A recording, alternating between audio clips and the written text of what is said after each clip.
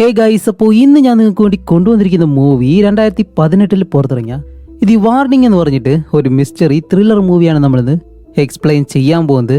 ഒരേ സ്ഥലത്ത് തന്നെ വീണ്ടും വീണ്ടും നടക്കുന്ന കൊലപാതകങ്ങൾ. ഇതിപ്പോൾ ഒരു കൊലയാളി ചെയ്യുന്നതാണോ എന്ന് ചോദിച്ചു കഴിഞ്ഞാൽ ഒരിക്കലും അല്ല. പക്ഷേ ആ ഒരു സ്ഥലത്ത് കൊലപാതകങ്ങൾ നടക്കുന്നുണ്ട്. അതിനുള്ള കാരണം എന്താണെന്ന് കണ്ടുപിടിക്കുമ്പോഴത്തേക്കാണ് നമ്മുടെ എല്ലാവരുടെയും കിളി പറക്കുന്നത്. അപ്പോൾ നിങ്ങളുടെ കിളികളെയും പറത്തി വിടാനായിട്ട് റെഡി ആയിട്ട് തന്നെ ഈ ഒരു മൂവി കാണാൻ ശ്രമിക്കുക. അപ്പോൾ അധികം സംസാരിക്കാതെ നമുക്ക് എന്തായാലും നേരെ സ്റ്റോറിയിലേക്ക് പോവാം. ഈ ഒരു മൂവിയുടെ തുടക്കത്തിൽ രാത്രി സമയത്ത് നല്ല രീതിയിൽ മഴ പെയ്യുന്നുണ്ട്. അതേസമയം കാറിനകത്ത് ജോൺ എന്ന് പറഞ്ഞ ഒരുത്തനിരിക്കുന്നു. അവനെയാണെങ്കിൽ ആൻഡ്രിയ എന്ന് പറഞ്ഞൊരു പെണ്ണ് പെട്ടെന്ന് ഫോൺ വിളിക്കുകയാണ്. അപ്പോൾ ആൻഡ്രിയ ആയാലും വിളിച്ചിട്ട് ഹേയ് ജോൺ, നിങ്ങളെവിടെയാ, ഡേവിഡ് എവിടെയെന്ന് ചോദിക്കുമ്പോൾ അവൻ്റെ വെളിയിലേക്ക് പോയിരിക്കുകയാണ്. ഇപ്പോൾ വരുമെന്ന് പറയുമ്പോൾ ഇന്ന് എൻ്റെ വീട്ടിൽ പാർട്ടി ഉണ്ട്, അങ്ങനെയാണ് ഇങ്ങനെയാണ് ഇതെല്ലാം പറഞ്ഞിട്ട് നിങ്ങൾ എന്താ വരാൻ ലേറ്റ് ആവുന്നേ? ഇല്ലില്ല, ഞങ്ങളിപ്പോൾ വരാമെന്ന് പറയുമ്പോൾ ഓക്കെ, വരുന്ന വഴിക്ക് കുറച്ച് സൂപ്പർ മാർക്കറ്റിൽ നിന്ന് കുറച്ച് ഐസ് കൂടി വാങ്ങിയിട്ട് വാ എന്ന് പറഞ്ഞിട്ട് ഫോൺ അങ്ങ് കട്ട് ചെയ്യുന്നതും ഇപ്പോൾ ഡേവിഡ് കാറിനകത്തേക്ക് കയറിയിരിക്കുകയാണ്. ഡേവിഡ് വേറെ ആരുമല്ല, നമ്മുടെ ജോണിന്റെ ഫ്രണ്ടാണ്. കുട്ടിക്കാലം മുതൽ തന്നെ ഇവർ ഫ്രണ്ട്സ് ആണ്. ആൻഡ്രിയ എന്ന് പറയുന്നത് ഡേവിഡിന്റെ ഗേൾ ഫ്രണ്ടും. അതുമല്ല ഇപ്പോൾ ഡേവിഡ് ആണെങ്കിലോ 2 മോതിരം കൂടി വാങ്ങിയിട്ടുണ്ട്, വേറെ ഒന്നുമല്ല അവളെ പ്രപ്പോസ് ചെയ്യാനായിട്ട്. അപ്പോൾ ജോൺ പറയും ഡേവിഡ് ഇത് അടിപൊളിയായിട്ടുണ്ട്, എന്തായാലും പോകുന്ന വഴിക്ക് കുറച്ച് ഐസ് വാങ്ങിക്കൊണ്ട് വരാൻ നിന്റെ ഗേൾ ഫ്രണ്ട് പറഞ്ഞു. അപ്പോൾ ഡേവിഡ് പറയും അത് തന്നെ, എനിക്കും കുറച്ച് ഷാമ്പയിലും മറ്റു കാര്യങ്ങളൊക്കെ വാങ്ങണം എന്നും പറഞ്ഞിട്ട് ഇവർ രണ്ടുപേരും ഒരു പെട്രോൾ സ്റ്റേഷൻ അടുത്തായിട്ട് തന്നെ ഈ സൂപ്പർ മാർക്കറ്റൊക്കെ ഉണ്ടല്ലോ അവിടേക്ക് ചെല്ലും. അപ്പോൾ ജോൺ ആണെങ്കിൽ കാറിലാണ് ഇരിക്കുന്നത്. ഡേവിഡ് പതിയെ കാറിൽ നിന്നിറങ്ങി നേരെ ആ ഒരു സൂപ്പർ മാർക്കറ്റിലകത്തേക്ക് നടന്നിങ്ങനെ കയറും. അങ്ങനെ അവനകത്ത് നിന്ന് സാധനങ്ങളൊക്കെ വാങ്ങുന്ന സമയത്താണ് വെളിയിൽ ഒരു കറുത്ത നിറത്തിലുള്ള കാറ് പെട്ടെന്ന് അവിടേക്ക് കൊണ്ടുവന്ന് നിർത്തി. അതിൽ നിന്നും പെട്ടെന്ന് ഒരാൾ വെളിയിലേക്ക് ഇറങ്ങി ഈ ഒരു സൂപ്പർ മാർക്കറ്റിനകത്തേക്ക് കയറിയിട്ട് അതിനകത്തുള്ള എല്ലാവരെയും ഷൂട്ട് ചെയ്ത് അത് കഴിഞ്ഞ് നേരെ വെളിയിലേക്ക് വന്ന് കാറും എടുത്ത് അവിടെ നിന്ന് പോവാണ്.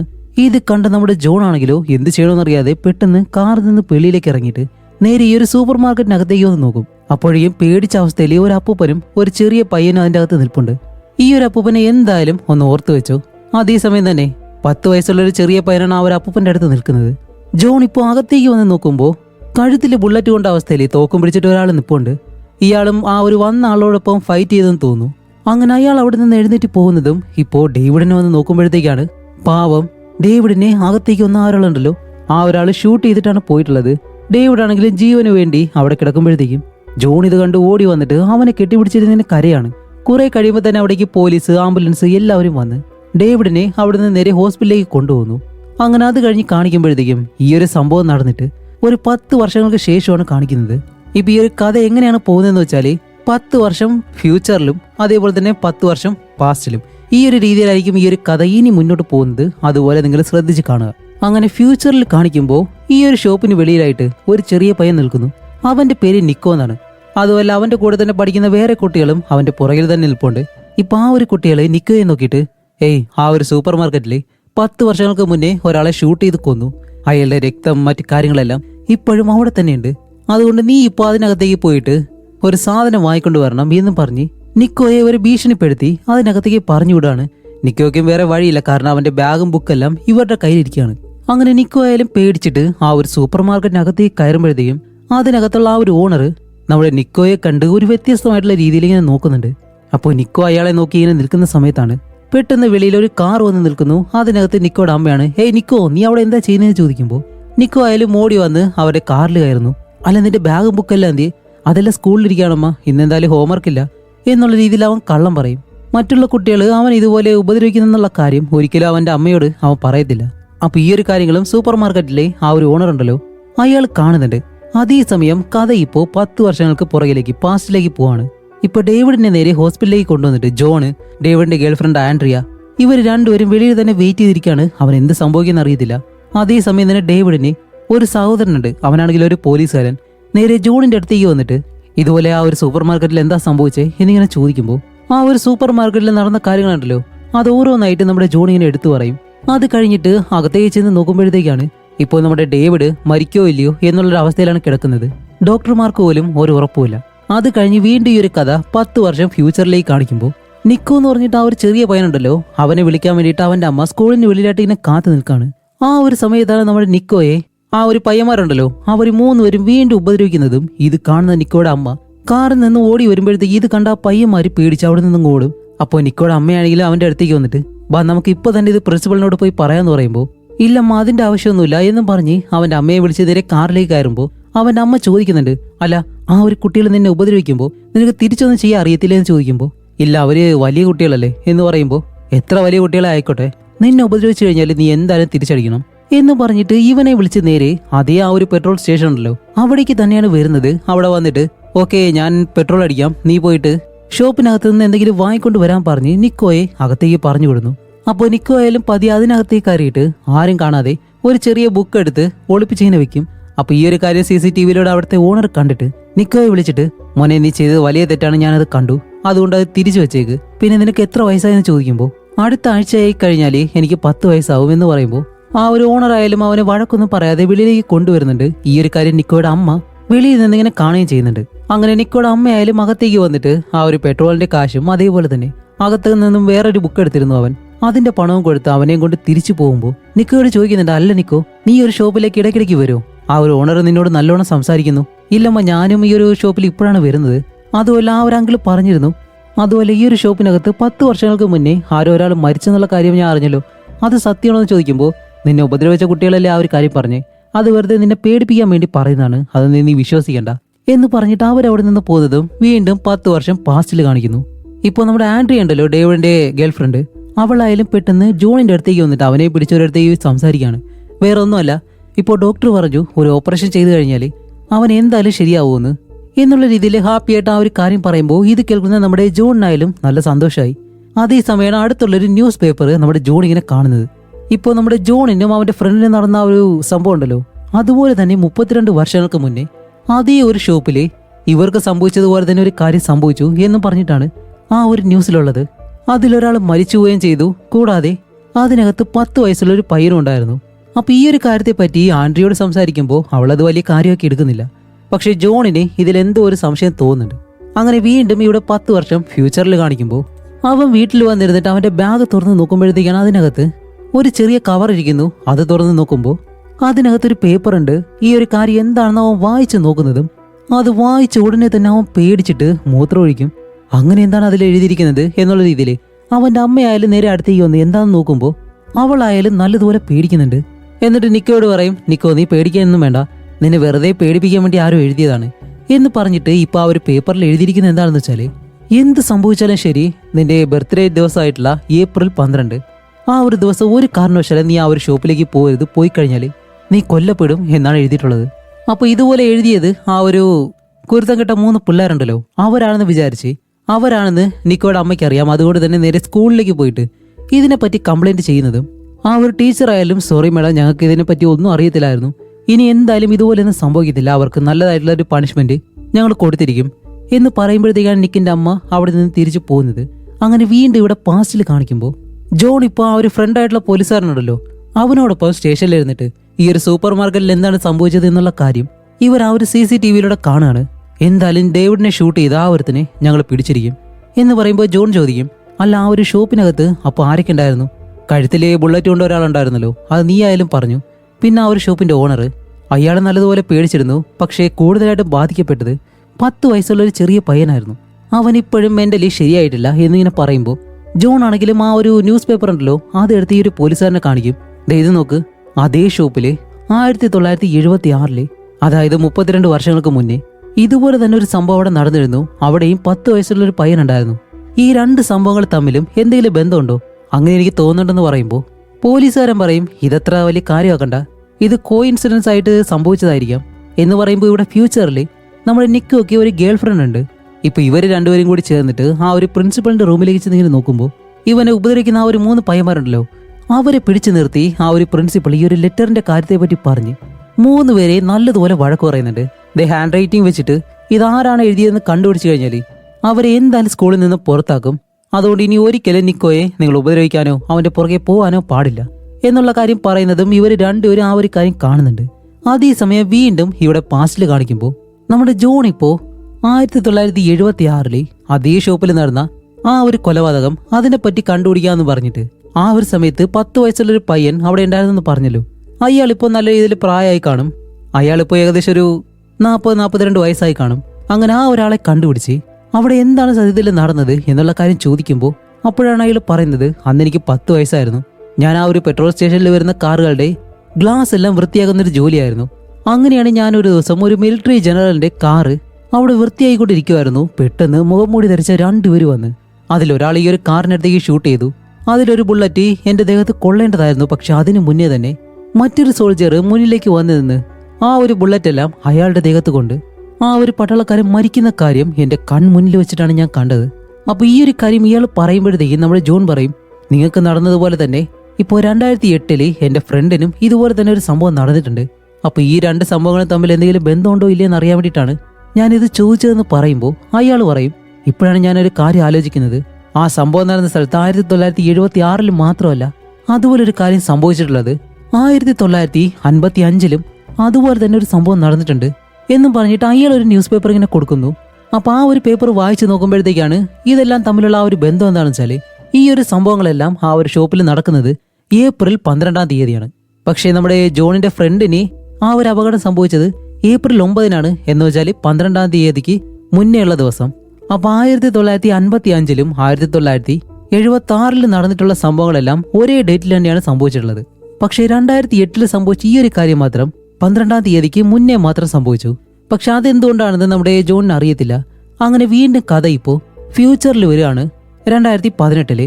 ഇപ്പോൾ നമ്മുടെ നിക്കോ ആയാലും ഈ ഒരു കണക്കിൽ നല്ല പുലിയായതുകൊണ്ട് തന്നെ അവൻ ആ ഒരു കാര്യങ്ങളെല്ലാം ബോർഡിൽ എഴുതിയിട്ട് അത് കഴിഞ്ഞ് അവന്റെ ബാഗ് വന്ന് തുറന്ന് നോക്കുമ്പോഴത്തേക്കാണ് അതിനകത്തൊരു പേപ്പർ ഉണ്ട്.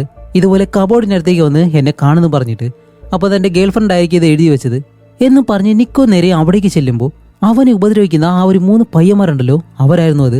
എന്നിട്ട് അവന്മാര് പറയും, ഓ അപ്പോ ഞങ്ങൾ എഴുതിയെന്നും പറഞ്ഞിട്ട് പ്രിൻസിപ്പളിന് ഒരു ഫേക്ക് ആയിട്ടുള്ള ലെറ്ററും കൊടുത്ത് ഞങ്ങൾ ഇവിടെ നിന്ന് പുറത്താക്കാൻ ശ്രമിക്കുകയാണല്ലേ എന്ന് പറഞ്ഞിട്ട് നമ്മുടെ നിക്കോയെ വീണ്ടും ഇവരെ ഉപദ്രവിച്ച് അത് കഴിഞ്ഞ് അവന്റെ ഡ്രസ്സെല്ലാം ഊരി അത് ഫോട്ടോ എടുത്ത് വെച്ചിട്ട് ഇനി ഇതിനെപ്പറ്റി ആരോടെങ്കിലും പറഞ്ഞു കഴിഞ്ഞാല് ഈ ഒരു ഫോട്ടോ എല്ലാം ഞങ്ങൾ ഇന്റർനെറ്റിലിടും, പിന്നെ എല്ലാവരും കാണും, അറിയാലോ എന്ന് പറഞ്ഞ് അവനെ പേടിപ്പിച്ച് അവർ 3 പേരും അവിടെ നിന്ന് പോവാണ്.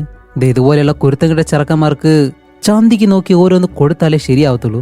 അങ്ങനെ നിക്കോ ആയാലും അവിടെ നിന്നും മഴയത്ത് തിരിച്ചിങ്ങനെ നടന്നു വരികയാണ്. അങ്ങനെ നടന്നു വന്ന അവസാനം അവർ സൂപ്പർ മാർക്കറ്റിന്റെ മുന്നിലേക്ക് വന്നിട്ട് ഒരു വല്ലാത്ത രീതിയിൽ അകത്തേക്ക് നോക്കുന്നുണ്ട്. അപ്പൊ ആ ഒരു സൂപ്പർ മാർക്കറ്റിന്റെ ഓർഡർ ഉണ്ടല്ലോ അയാളും തിരിച്ച് നമ്മുടെ നിക്കോയെ നോക്കാണ്. ഇപ്പോ കഥ വീണ്ടും പാസ്റ്റിലേക്ക് പോകുന്നു. നമ്മുടെ ജോൺ ആണെങ്കിലോ 1955 നടന്ന ആ ഒരു സംഭവം ഉണ്ടല്ലോ അതിനെപ്പറ്റി കൂടുതൽ കാര്യങ്ങൾ അന്വേഷിക്കുകയാണ്. അത് കഴിഞ്ഞിട്ട് തന്റെ ഫ്രണ്ട് ആയിട്ടുള്ള ആ ഒരു പോലീസുകാരനുമായിട്ട് നേരെ ഹോസ്പിറ്റലിലേക്ക് പോകുന്ന സമയത്താണ് ജോൺ ചോദിക്കുന്നത്, അല്ല ഇപ്പൊ നടന്ന ആ ഒരു സംഭവത്തില് കഴുത്തില് ബുള്ളറ്റ് കൊണ്ട ആ ഒരാളുണ്ടല്ലോ അയാൾക്കിപ്പോ എന്ത് പ്രായം ഉണ്ടാവും എന്നിങ്ങനെ ചോദിക്കുമ്പോൾ അയാൾക്കൊരു 42 വയസ്സുണ്ടാവും എന്നിങ്ങനെ ആ ഒരു പോലീസുകാരൻ പറയും. അത് കഴിഞ്ഞിട്ട് ഇവര് ഹോസ്പിറ്റലിലേക്ക് ചെല്ലുമ്പോൾ അവിടെ ആൻഡ്രിയ ഉണ്ട്. അതുമല്ല ഡേവിഡിനാണെങ്കിൽ ഇപ്പോ ഓപ്പറേഷൻ നടക്കാണ്. ഉറപ്പിച്ചവർക്കൊന്നും പറയാൻ കഴിയത്തില്ല. എന്തായാലും ഒരു കുഴപ്പമുണ്ടാകത്തില്ല എന്നുള്ള രീതിയിൽ 3 പേരും വെളിയിലിരുന്ന് ഇങ്ങനെ സംസാരിക്കുമ്പോൾ അപ്പോഴാണ് ആ ഒരു പോലീസുകാരൻ പറയുന്നത്, ഡേവിഡിനെ ഷൂട്ട് ചെയ്ത ആ ഒരു തന്നെ ഞങ്ങൾ പിടിച്ചു എന്ന് പറയുമ്പോഴത്തേക്കും ജോണിന് നല്ല സന്തോഷമാവുന്നുണ്ട്. പക്ഷെ ആൻഡ്രിയയ്ക്കോ അത്ര സന്തോഷമില്ല. അവള് പറയും, നിങ്ങളെ പിടിച്ച ആ ഒരു പയ്യൻ മൈനർ ആണെങ്കിൽ അവൻ എന്തായാലും നിങ്ങൾ ഒന്നും ചെയ്യാൻ പോകുന്നില്ല. അപ്പൊ ആ ഒരു പോലീസ് ഫ്രണ്ട് പറയും, ഹേയ് അങ്ങനെയൊന്നുമില്ല, അവൻ 20 വയസ്സുണ്ടെന്ന് പറയുമ്പോൾ ജോൺ പറയും, അവൻ 20 അല്ല 21 വയസ്സ്. പിന്നെ ഞാൻ പറയാൻ പോകുന്ന കാര്യം നിങ്ങൾക്ക് കേൾക്കുമ്പോൾ ഞാൻ കുറച്ച് ഭ്രാന്ത് പറയുന്നത് പോലെ തോന്നിയേക്കാം, പക്ഷെ ഇത് നിങ്ങൾ വിശ്വസിച്ചേ പറ്റൂ എന്ന് പറഞ്ഞിട്ട് അവൻ കണ്ടുപിടിച്ച ആ ഒരു കാര്യം എന്താണെന്ന് ഇവരോട് പറഞ്ഞു കൊടുക്കാണ്. നമ്മുടെ ഡേവിഡിന് നടന്ന ഈ ഒരു സംഭവത്തിൽ അവന്റെ കൂടെ അതിനകത്ത് ഉണ്ടായിരുന്നത് ഒരു 5 പേരാണ്. ഒന്ന് നമ്മുടെ ഡേവിഡ്, അവന് വയസ്സ് 32. അതേപോലെ തന്നെ കഴുത്തിൽ ബുള്ളറ്റ് കൊണ്ട ആ ഒരാള്, അയാൾക്ക് വയസ്സ് 42. ആ ഒരു സൂപ്പർ മാർക്കറ്റിന്റെ ഓണർ, അയാളുടെ വയസ്സ് ഒരു 53 ഉണ്ടാവും. അതുമല്ലാതെ 10 വയസ്സുള്ള ഒരു ചെറിയ പയ്യനും. അവസാനം ഡേവിഡിനെ ഷൂട്ട് ചെയ്ത ആ ഒരു കൊലയാളി, അവന്റെ വയസ്സ് 21. ഓക്കെ, ഇവരുടെ എല്ലാവരുടെയും വയസ്സ് നിങ്ങൾ ഓർത്തു വെച്ചു. ഇപ്പൊ അങ്ങനെ തന്നെ 1976 32 വർഷങ്ങൾക്ക് മുന്നേ ഇതേ ഷോപ്പില് ഇതേപോലൊരു ഇൻസിഡന്റ് നടന്നിട്ടുണ്ട്. കാർ തുടച്ചുകൊണ്ടിരുന്ന ഒരു 10 വയസ്സുകാരനുള്ള പയ്യൻ, ആ കാറിനുള്ളിലുണ്ടായിരുന്ന ഒരു ജനറല്, അയാൾക്ക് 53 വയസ്സ്. ആ പയ്യനെ രക്ഷിക്കാൻ വേണ്ടിയിട്ട് ഇടയ്ക്ക് കയറിയ ആ ഒരു സോൾജിയർ, ആ സോൾജിയറിന്റെ വയസ്സ് 21. അവരെ ഷൂട്ട് ചെയ്യാൻ വന്ന ടെററിസ്റ്റ്, ഒരാളുടെ പ്രായം 42, മറ്റൊരാളുടെ പ്രായം 32. അങ്ങനെ 21 വർഷങ്ങൾക്ക് മുന്നേ 1955 ഇതുപോലൊരു ഇൻസിഡന്റ് അവിടെ നടന്നിരുന്നു. പക്ഷെ ആ ഒരു സമയത്ത് അവിടെ ഈ ഒരു പെട്രോൾ സ്റ്റേഷൻ ഇല്ലായിരുന്നു, അവിടെ വേറെ ഒരു ഹോട്ടൽ മാത്രമായിരുന്നു. അപ്പോഴും അവിടെ ഇതുപോലൊരു സംഭവം നടന്നിട്ടുണ്ടായിരുന്നു. ആ ഒരു ഹോട്ടലിലെ ഓണർ അയാൾ സ്നേഹിക്കുന്ന പെണ്ണിനെ ഷൂട്ട് ചെയ്ത് കൊന്നു. ആ ഒരു ഹോട്ടൽ ഓണറിന്റെ വയസ്സ് 53. മരിച്ചുപോയ ആ ഒരു ലേഡിയുടെ വയസ്സ് 42. ഹോട്ടലിൽ ജോലി ചെയ്യുന്ന മറ്റൊരാള്, അയാളുടെ വയസ്സ് 21. അവിടെ ഒരു കസ്റ്റമർ ഉണ്ടായിരുന്നു, അയാളുടെ വയസ്സ് 32. അതേപോലെ തന്നെ അവിടെ 10 വയസ്സുള്ള ഒരു പയ്യനും ഉണ്ടായിരുന്നു. ഇങ്ങനെ ഈ ഒരു 3 സംഭവങ്ങളിലും അവിടെ 5 പേരുണ്ടായിരുന്നു. അതുമല്ലാതെ അവരുടെ എല്ലാവരുടെയും വയസ്സും ഒരേപോലെ തന്നെയാണ് ഉള്ളത്.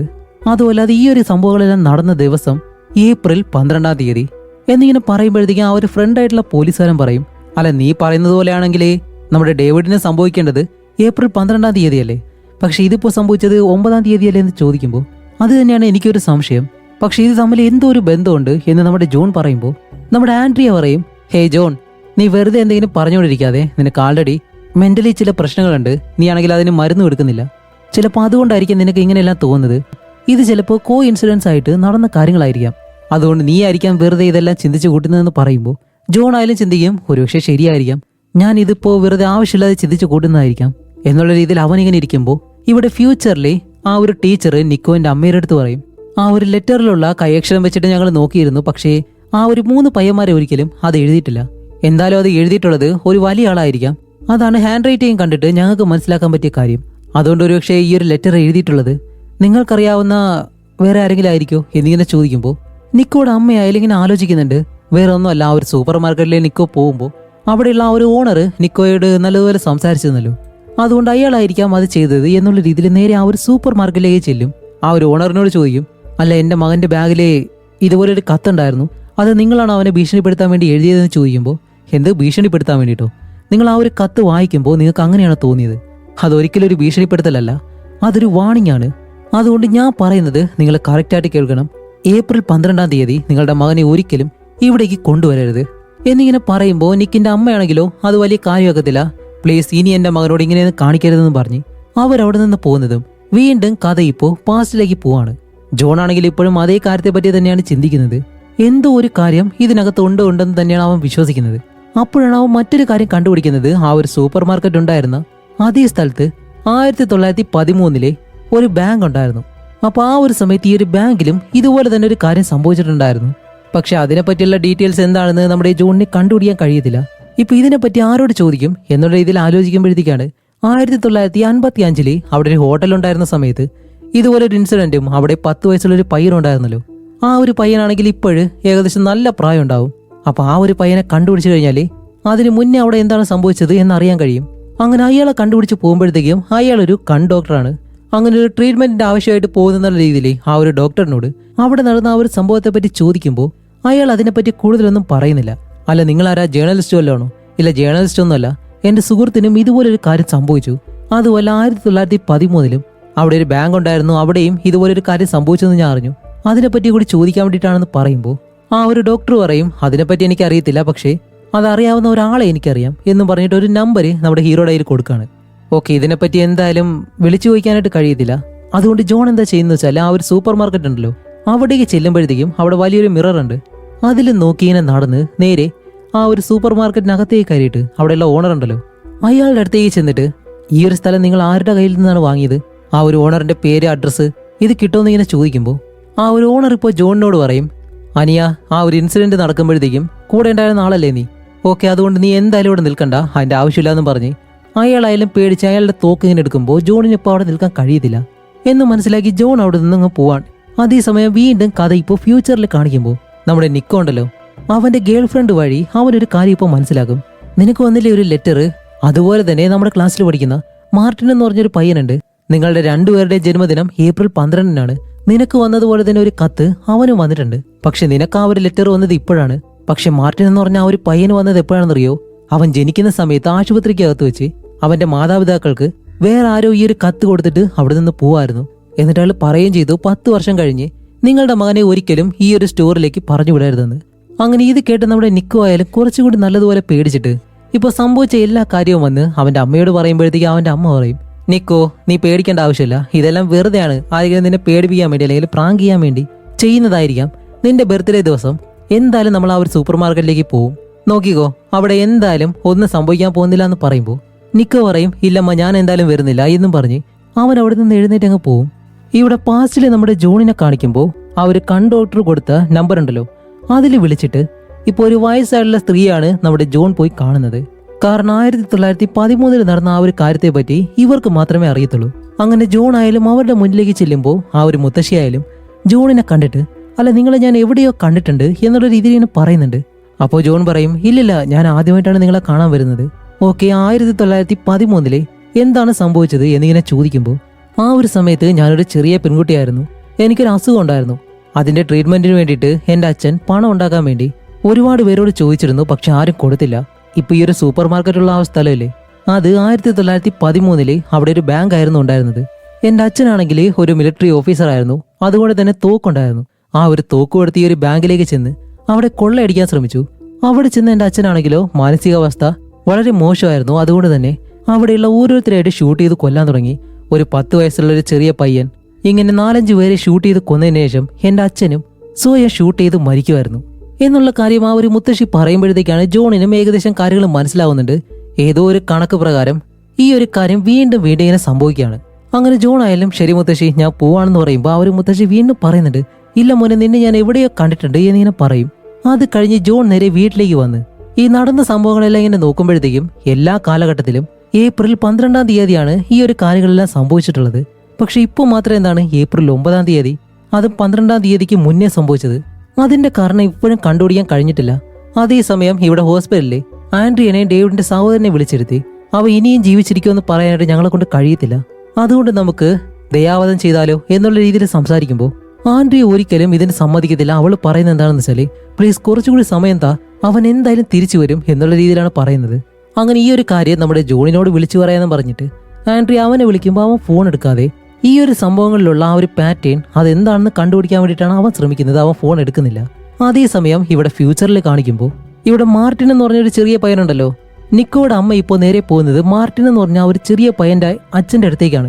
എന്നിട്ടാണ് അവരോട് ചോദിക്കുന്നത്, ഇതുപോലെ നിങ്ങളുടെ മകനെ ജനിക്കുന്ന സമയത്ത് ഹോസ്പിറ്റലിൽ വെച്ചിട്ട് ആരോ ഒരാൾ നിങ്ങൾക്ക് ഒരു കത്ത് തന്നെന്ന് പറഞ്ഞു, ഏപ്രിൽ 12-ാം തീയതി ഇതുപോലെ ആ ഒരു സൂപ്പർ മാർക്കറ്റിലേക്ക് പോകരുത്, നിങ്ങളുടെ മകൻ മരിച്ചു പോകുന്നെല്ലാം പറഞ്ഞിട്ട് അത് സത്യമാണോ അല്ലേ എന്ന് ചോദിക്കുമ്പോൾ അയാൾ പറയും, ഇല്ല നിങ്ങൾ എന്താണ് പറയുന്നത് എനിക്ക് മനസ്സിലാവുന്നില്ല, അങ്ങനെ ഒരു കാര്യം സംഭവിച്ചിട്ടില്ലല്ലോ എന്നുള്ള രീതിയിൽ അയാൾ പറയുമ്പോൾ, ഓ അങ്ങനെയാണെങ്കിൽ നിങ്ങളുടെ മകനെ ഏപ്രിൽ 12-ാം തീയതി സ്കൂളിൽ കൊണ്ടുവരുമെന്നാണോ? ഇല്ല, അന്ന് ഞങ്ങൾക്കൊരു അപ്പോയിന്റ്മെന്റ് ഉണ്ട്, കാണാൻ പോകണമെന്ന് അയാൾ പറയുന്നുണ്ട്. പക്ഷെ അയാൾ എന്തോ ഒരു കാര്യം മറയ്ക്കുന്നുണ്ടെന്ന് മാത്രം അയാളുടെ സംസാരത്തിലും മുഖഭാവത്തിലും നമുക്ക് മനസ്സിലാവും. അങ്ങനെ നിക്കോയുടെ അമ്മയായാലും തിരിച്ച് നിക്കോയുടെ അടുത്തേക്ക് വന്നിട്ട്, നിക്കോ നീ പേടിക്കുന്നത് പോലെ ഒന്നുമില്ല, എന്തായാലും ഏപ്രിൽ 12-ാം തീയതി നിന്റെ ബർത്ത്ഡേ നമ്മൾ നല്ലതുപോലെ സെലിബ്രേറ്റ് ചെയ്യും എന്ന് പറയുമ്പോൾ ഇവിടെ വീണ്ടും പാസ്റ്റില് നമ്മുടെ ആൻഡ്രിയ നേരെ ജോണിന്റെ അടുത്തേക്ക് വന്നിട്ട്, അല്ല നിന്നെ എത്ര തവണ വിളിക്കേണ്ടേ, നീ എന്താ ഫോൺ എടുക്കാത്തതെന്ന് ചോദിക്കുമ്പോൾ, ഇല്ല ഞാൻ കുറച്ച് തിരക്കിലായിരുന്നു. എന്തു പറ്റി? ഡോക്ടേഴ്സ് പറഞ്ഞത് ഡേവിഡിന് ഇനി അധികകാലം ജീവിക്കാൻ പറ്റത്തില്ല എന്നാണ്, അതുകൊണ്ട് അവരെ ദയാവധം ചെയ്യാൻ പോകുന്നു, നാളെയാണ് അവൻ മരിക്കാൻ പോകുന്നത് എന്നിങ്ങനെ പറയുന്നതും അപ്പോഴാണ് നമ്മുടെ ജോൺ മനസ്സിലാക്കുന്നത് നാളെയാണ് ഏപ്രിൽ 12. അങ്ങനെയാണെങ്കിൽ എല്ലാം കറക്റ്റായിട്ട് തന്നെയാണ് നടക്കുന്നത് എന്ന് ആൻഡ്രിയോട് പറയുമ്പോഴത്തേക്കും ആൻഡ്രിയക്ക് ഇത് കേട്ടിട്ട് ഒന്നും മനസ്സിലാവുന്നില്ല. അപ്പോഴാണ് നമ്മുടെ ഡേവിഡ് എല്ലാം എക്സ്പ്ലെയിൻ ചെയ്യാനായിട്ട് ശ്രമിക്കുന്നത്. ഇത് നോക്കാം ആൻഡ്രിയ, ഈ ഒരു സംഭവത്തിൽ നമ്മുടെ എല്ലാവരുടെയും പ്രായം നോക്കിക്കഴിഞ്ഞാൽ 52 വയസ്സുള്ള ഒരാള്, 43 വയസ്സുള്ള ഒരാള്, പിന്നെ 32 വയസ്സ്, 21 വയസ്സ്, 10 വയസ്സ്, ഈ പ്രായത്തിലുള്ളവർ മാത്രമാണ് ഈ ഒരു സംഭവത്തിൽ ഉൾപ്പെട്ടിട്ടുള്ളത്. ഇതിന്റെ തുടക്കത്തില് 1913 ഇതേ പ്രായത്തിലുള്ള 5 പേര് ആദ്യമായിട്ട് മരിക്കുന്നത്. അതിൽ 53 വയസ്സുള്ള ആ ഒരു മിലിറ്ററിക്കാരനെ തന്നെ നമുക്ക് എടുക്കാം. അയാൾ മരിച്ച് 42 വർഷങ്ങൾക്ക് ശേഷം, അതായത് 1955 42 വയസ്സുള്ള ഒരു ലേഡി തന്റെ കാമുകന്റെ കൈകൊണ്ട് മരണപ്പെടുന്നു. അതും ആ ഒരു ഹോട്ടലിന്റെ ഓണർ. ആ ഒരു സംഭവം കഴിഞ്ഞിട്ട് 21 വർഷങ്ങൾക്ക് ശേഷം 1976 21 വയസ്സുള്ള ഒരു സോൾജിയർ മരണപ്പെടുന്നു. അത് ഒരു ചെറിയ പയ്യനെ രക്ഷപ്പെടുത്താൻ വേണ്ടി.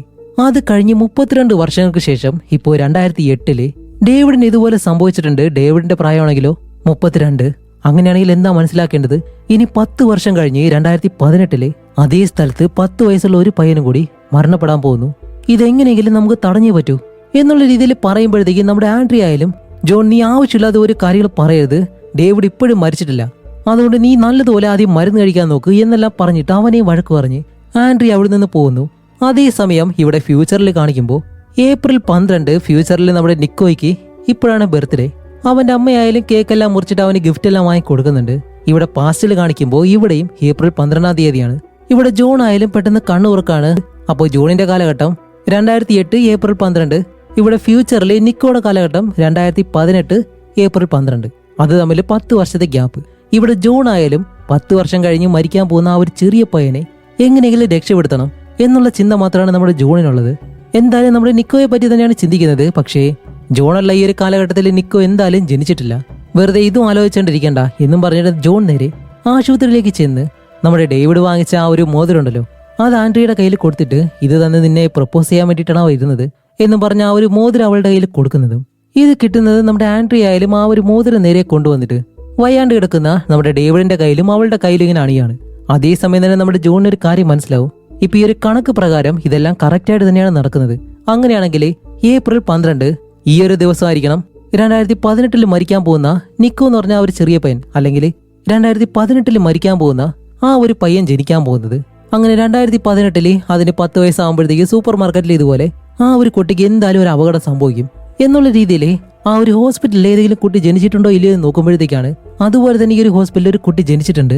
അങ്ങനെ ഇത് കണ്ട് നമ്മുടെ ജോൺ ആയാലും നേരെ ആ ഒരു റൂമിനകത്തേക്ക് കയറി വന്നിട്ട് ആ ഒരു കുട്ടിയുടെ അച്ഛനും അമ്മയോടും പറയും, പ്ലീസ് നിങ്ങളുടെ മകനെ ഇതുപോലെ 10 വർഷം കഴിഞ്ഞ് 2018 ഏപ്രിൽ 12 ഒരു കാരണവശാലും ആ ഒരു സൂപ്പർ മാർക്കറ്റിനകത്തേക്ക് നിങ്ങൾ കൊണ്ടുപോകരുത്, അവൻ അപകടം സംഭവിക്കുന്ന ഇങ്ങനെ പറയുമ്പോഴത്തേക്കും അവിടെ എല്ലാ നേഴ്സുമാരെല്ലാം വന്ന് നമ്മുടെ ജോണിനെ അവിടെ നിന്ന് കൊണ്ടുപോവാണ്.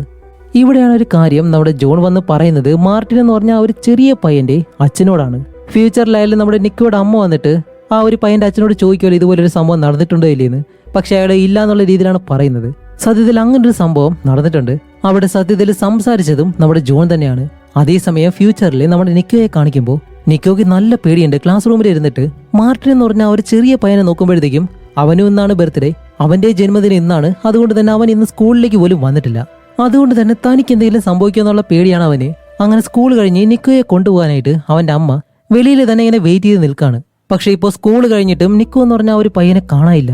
അപ്പൊ അവന്റെ അമ്മയായാലും നേരെ ടീച്ചറിന്റെ അടുത്തേക്ക് ഒന്ന് ഈ ഒരു കാര്യം ചോദിക്കുമ്പോൾ ടീച്ചറായാലും ഇപ്പോൾ പോലീസിനെല്ലാം ഇവിടേക്ക് വിളിച്ചു വരുത്തുന്നുണ്ട്. അതേസമയം ഇവിടെ പാസ്റ്റിലെ ഈ ഒരു ഡോക്ടർമാരെല്ലാം കൂടി വന്നിട്ട് ഈ ഒരു നേഴ്സുമാർ നമ്മുടെ ജോണിനെ പിടിച്ചു വെച്ചേക്കാണല്ലോ. അപ്പൊ ഒരു ഡോക്ടർ വന്നിട്ട് അല്ല എന്തു പറ്റി, ഒരു ഹോസ്പിറ്റലിനകത്ത് ഇതുപോലെയാണ് പെരുമാറുന്നത് എന്നെല്ലാം ചോദിച്ച് അവന്റെ പോക്കറ്റിൽ നിന്ന് അവൻ കഴിക്കുന്ന ആ ഒരു മരുന്നുണ്ടല്ലോ അതെടുത്ത് ഇങ്ങനെ കാണുന്നതും മാനസികമായിട്ടും ബുദ്ധിമുട്ടുള്ളവർ മാത്രമാണ് ഈ ഒരു മരുന്ന് കഴിക്കുന്നത്. അതുകൊണ്ട് തന്നെ അങ്ങനെ എന്തോ ഒരു പ്രശ്നം നമ്മുടെ ജോണിനുണ്ടെന്നും പറഞ്ഞ് ആ ഒരു ഡോക്ടർ ഇങ്ങനെ ഇരിക്കുന്നതും ജോണിന് മനസ്സിലായി ഇവിടെ നിന്നിട്ട് ഒരു കാര്യമില്ല, ഇവരോട് പറഞ്ഞിട്ട് ഒരു കാര്യമില്ലാന്ന്. അതുകൊണ്ട് തന്നെ ജോൺ അവരെ തട്ടിക്കളഞ്ഞ് അവിടെ നിന്ന് നേരെ ഓടാൻ തുടങ്ങും. എന്നിട്ട് നേരെ വെളിയിലേക്ക് വന്ന് തന്റെ കാറും എടുത്ത് അവിടെ നിന്ന് നല്ല വേഗതയിൽ ഇങ്ങനെ പോകുന്നുണ്ട്. അതേസമയം ഓപ്പോസിറ്റിൽ മറ്റൊരു കാറിൽ ഒരു പ്രഗ്നന്റ് ആയിട്ടുള്ള സ്ത്രീയെ ഈ ഒരു ഹോസ്പിറ്റലിലേക്ക് കൊണ്ടുവരാണ്. അവരും പ്രസവിക്കാറായിട്ട് ഇങ്ങനെ നിൽക്കാണ്. അത് വേറെ ആരുമല്ല, നിക്കോയുടെ അമ്മ. അതേസമയം ഇവിടെ ഫ്യൂച്ചറിലെ നമ്മുടെ നിക്കോയെ കാണാനില്ലല്ലോ. ഇപ്പൊ അവനെ കാണിക്കുമ്പോൾ അവന്റെ ഗേൾ ഫ്രണ്ടിന്റെ അമ്മയുടെ കാറിലാണ് അവൻ ഒളിച്ചിരിക്കുന്നത്. അവൻ എന്തെങ്കിലും സംഭവിക്കുന്നുള്ള ആ ഒരു പേടി കാരണം. അങ്ങനെ നിക്കോയെ നേരെ അവന്റെ അമ്മയുടെ അടുത്തേക്ക് കൊണ്ടുവരുമ്പോഴത്തേക്ക് നിക്കോയുടെ അമ്മ പറയുന്നുണ്ട്, നിക്കോ നീ ഈ ഒരു കാര്യം ആലോചിച്ചിരുന്നു കഴിഞ്ഞാല് ജീവിതകാലം മുഴുവൻ നീ ഇതും പേടിച്ചിങ്ങനെ ഇരിക്കേണ്ടി വരും. അതുകൊണ്ട് നമുക്ക് എന്തായാലും അത് ഫേസ് ചെയ്യാന്നും പറഞ്ഞിട്ട് നിക്കോയെ കൂട്ടി നേരെ ആ ഒരു സൂപ്പർ മാർക്കറ്റിലേക്ക് തന്നെ കൊണ്ടുപോകുന്നു. അങ്ങനെ ആ ഒരു സൂപ്പർ മാർക്കറ്റിലേക്ക് കൊണ്ടുവന്നിട്ട് ഇപ്പൊ നിക്കോയോട് പറയും, നിക്കോ നീ എന്തായാലും അകത്തേക്ക് പോയിക്കോ, ഞാൻ ഇവിടെ തന്നെ ഉണ്ടാവും, നമുക്ക് എന്തായാലും അത് ഫേസ് ചെയ്യാന്നും പറഞ്ഞ് നിക്കോയെ നേരെ ആ ഒരു സൂപ്പർ മാർക്കറ്റിന്റെ അകത്തേക്ക് പറഞ്ഞു വിടും. അതേസമയം തന്നെ ഇവിടെ പാസ്റ്റില് നമ്മുടെ ജോൺ ഉണ്ടല്ലോ, അവനും കാറെടുത്ത് നേരെ വരുന്നത് ഈ ഒരു സൂപ്പർ മാർക്കറ്റിലേക്ക് തന്നെയാണ്. അങ്ങനെ ജോൺ ആയാലും നേരെ ആ ഒരു സൂപ്പർ മാർക്കറ്റിന്റെ അകത്തേക്ക് കയറുമ്പോഴത്തേക്കും ഒരു 5 പേര് അതിനകത്തുണ്ട്. ആ ഒരു സമയത്താണ് നമ്മുടെ ആൻഡ്രിയ ജോണിനെ വിളിച്ചിട്ട്, ജോൺ ഒരു സന്തോഷ വാർത്ത, ഡേവിഡിന് ഇപ്പോൾ ഒരു കുഴപ്പമില്ല, അവൻ നല്ലതുപോലെ തന്നെ സുഖപ്പെടുമെന്നാണ് ഡോക്ടർമാർ പറയുന്നത് എന്ന് പറയുമ്പോഴത്തേക്കാണ് നമ്മുടെ ജോണിന് ഒരു കാര്യം മനസ്സിലാവുന്നത്. സത്യത്തിൽ ഈ ഒരു സംഭവത്തിൽ മരിക്കാൻ പോകുന്നത് ഒരിക്കലും ഡേവിഡ് അല്ല, അത് താനാണെന്ന്. കാരണം ഇന്ന് ഏപ്രിൽ 12 നമ്മുടെ ജോൺ ഉള്ളത് ആ ഒരു സൂപ്പർ മാർക്കറ്റിൽ 10 വയസ്സുള്ള ആ ഒരു ചെറിയ പയ്യനുണ്ട്. അതേപോലെ തന്നെ മറ്റു 3 പേരുണ്ട്, അതിലൊരാൾ മിസ്സാണ്. അപ്പൊ ഇത് മനസ്സിലാക്കുന്നത് നമ്മുടെ ജോൺ ഒരു പേപ്പറും പേനയും എടുത്ത് എന്ത് സംഭവിച്ചാലും ഏപ്രിൽ 12 ഈ ഒരു ഷോപ്പിനകത്തേക്ക് ഒരിക്കലും വരാൻ പാടില്ല, നിങ്ങൾ മരിച്ചു പോകും എന്നുള്ള രീതിയിൽ ഒരു പേപ്പറിൽ എഴുതിയിട്ട് ആ ഒരു ഷോപ്പിന്റെ ഓണർ ഉണ്ടല്ലോ അയാളുടെ അടുത്തേക്ക് ചെന്ന് ഈ ഒരു പേപ്പർ കൊടുത്ത്, ഓക്കെ ഇപ്പോ 2008 ഇനി 10 വർഷം കഴിഞ്ഞ് 2018 കാണാൻ ഏകദേശം എന്നെ പോലെ തന്നെ ഇരിക്കുന്ന ഒരു പയ്യൻ, അങ്ങനെ ഒരു പയ്യനെ നിങ്ങൾ കണ്ടു കഴിഞ്ഞാല് ഈ ഒരു പേപ്പർ ആ ഒരു പയ്യന് കൊടുക്കണം, അതേപോലെ തന്നെ അവനെ വാണിംഗ് ചെയ്യണം എന്നുള്ള രീതിയിൽ നമ്മുടെ ജോൺ ആ ഒരു ഷോപ്പ് ഓണറിനോട് പറയുമ്പോഴത്തേക്കും ഈ ഒരു കാര്യമാണ് നമ്മുടെ ഷോപ്പ് ഓണർ 2018 നമ്മുടെ നിക്കോയോടും പറഞ്ഞിട്ടുള്ളതും അതേപോലെ തന്നെ ഈ ഒരു ലെറ്റർ അവര് കൊടുത്തിട്ടുള്ളതും. അതുമല്ല നമ്മുടെ ജോണിന് അറിയാലോ ഇവിടെ എന്തോ ഒരു സംഭവം നടക്കാൻ പോകണം, താനും മരിക്കാൻ പോകുന്നുണ്ടെന്ന്.